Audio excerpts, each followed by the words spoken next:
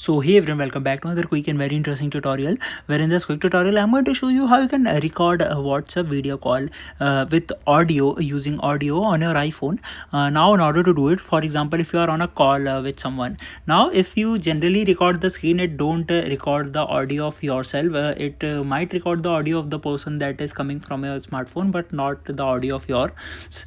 So in order to do it, simply open the control panel, and here you will find the option of screen recording right there, that is generally used to record the screen. Simply press and hold this one, and here right there on the below of the screen you will see this option of microphone on in my case, and in case it might be a microphone off for you. So just simply tap it and enable it. Once you do that, you will able to also record the audio.